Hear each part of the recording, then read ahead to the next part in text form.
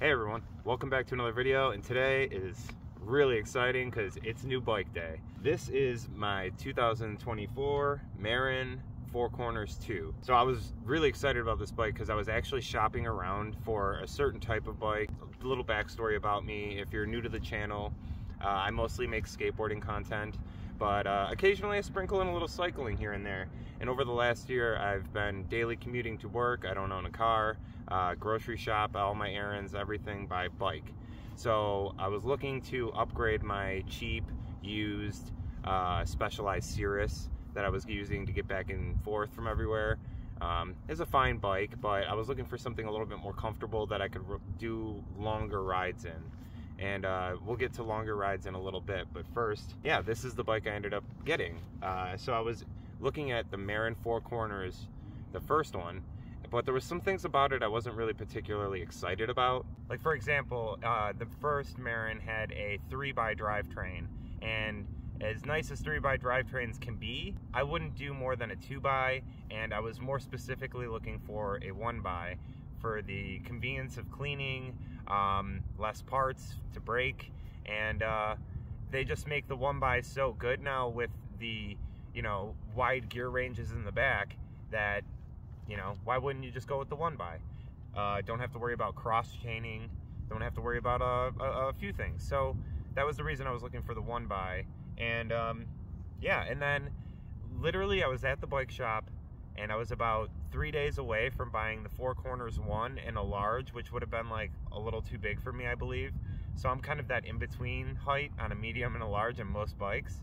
So I always go for the medium because it just, you know, you can get a longer stem and things like that, but you can't, it's hard to make a big bike work for, you know, a smaller person than it is to make a smaller bike work for a big person, if that makes sense. So this bike comes stock with the SRAM Apex 1 drivetrain. In the back you have a 10 to 52 teeth cassette, massive 52 teeth cassette. Do I need that? Probably not. Do I want it? Yeah, looks really cool. Generally I use about 6 gears on this setup on my commute, is what I've noticed. Do I need all 12? Definitely not. Is it good to have? Absolutely. And another reason I wanted this bike is I'm really interested in going on longer rides. I recently just signed up for the Ride for Roswell, which is, they do various different lengths, but I chose the 65 mile. I think the next one down was 35, and I've pretty much done like 25 miles in a day, like relatively like chill. So I wanted to challenge myself. I'm super nervous because I've never done a long ride like that. And yeah, I've gotten some really helpful tips. If you have any tips on long rides, leave them in the comments below. I'd love to hear about it. And you know, generally I think my skills, like I do about 12 miles a day, 5 times a week. I've done 25 miles in a day. I can get 5 miles done in about 25 minutes on a good, you know, 20 minutes on a really, really good day. 25 minutes is like, you know, average. So I'm not a terrible cyclist, but I'm still a novice when it comes to doing like endurance rides. So, but this bike should help with that. Steel frame. So I got the steel frame for 2 reasons. One, I live in Buffalo, and the roads around here might as well be like a novice gravel course. It's basically a gravel course. I'm not kidding. It's not a meme. I had a crash because there was just like a serious like half-foot dip in the road, like a sinkhole that I didn't see. You really got to be careful. You got to get out of your saddle for certain bumps, and you definitely have to keep your head on a swivel. So the steel frame will help soak up a lot of that vibration from the rough roads, and I ride in winter, so it's just gonna last longer. Steel lasts longer. That simple. Some of the things I've done to the bike, just kind of like as placeholders, are the fenders. Like, I'm not crazy about these fenders. They're okay. I think they're SKS fenders. Yeah, and they're fine. They're a little squarish. I would like something a little rounder that matches the frame. But like I said, these are just temporarily placeholders until I can afford some nicer ones. This bike is fairly expensive. I do plan on changing out the pedals as well. The stock pedals are still on there. And handlebars, eventually I'll change those as well. Looking for something a tad narrower. But But yeah, the cargo rack, I like this one a lot. It's a little narrower than my old one on top, so your pannier bags will sit at a slant more, so they kind of lay on the rack as opposed to hanging off. So this is very nice. Got my skateboard rack, obviously. Got to have that, and it is compatible with this cargo rack, so that's fantastic. And then my Brooks saddle, the C17 Cambrum saddle. I love this thing. It's really comfortable, and it's easily like my favorite item on any bike is definitely putting this saddle on. I haven't tried like the C15. I might try that, but this is honestly like, I got this one and it felt perfect right away. So if it ain't broke, don't fix it, right? All right, so up front, we got the Schwabe, the green marathons. These are made of like 70% recycled rubber, which I'm a huge fan of. It's not as stiff as the Marathon Pluses that I was riding on my other bike. So it's got a little bit more give, and then obviously this is like a 44, so it's definitely a lot wider than my previous tires. I don't feel any slower, and man, do I feel a lot safer riding over these terrible roads in Buffalo. So my previous bike had the Schwabe Marathon Pluses on there, and what I've noticed with these is, granted they're a little bit bigger, and you know, I can run them at a little lower PSI. It's not as rigid. It soaks up a little bit more vibrations, and I still feel like I get a good amount of puncture protection. I mean, I don't know yet from experience, they're still new, but the Marathon Pluses, I ran about a year on them with no flats. So, I mean, that's pretty impressive to me. And when I'm going into work at 5 a.m., last thing I want to do is stop downtown in a bad neighborhood and sit there messing with the flat tire for, you know, half hour, 45 minutes and be late to work. So might not be the most comfortable tire, but practical 100%.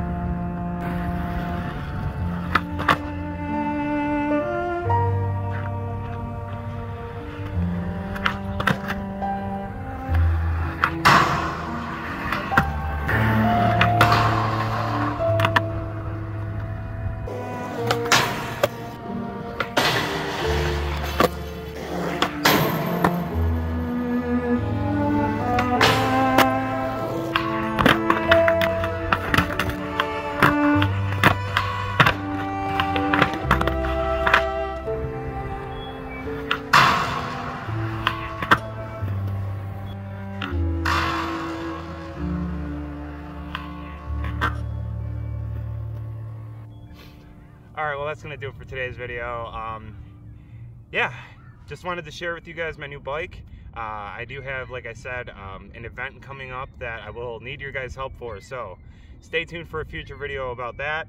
And yeah, the skating was good, I guess. Haven't skated outside in a while, so adjusting. You know, going from like perfectly smooth ground and ledges to like outdoors with rocks everywhere and stuff, it takes an adjustment period. But that 50 kickflip took way too long. I was hoping to just like kind of do a crappy one relatively quickly, but I ended up getting a pretty decent one, but it took a long time. And I'm stubborn, I wouldn't let it go. So I got that, but I'm tired now. So we're gonna call it a day. Yeah, hope you guys enjoy the video. Join the Discord, link will be in the description below. Like, comment, subscribe, all that good stuff. If you're new to the channel via the cycling content, stick around, subscribe. I'm gonna post more cycling stuff, and I'm always posting skateboarding stuff too, which is very fun. And also, I would say, pretty similar to biking in a lot of aspects, but that's another future video. All right, see you guys. Don't know nothing about me, dude.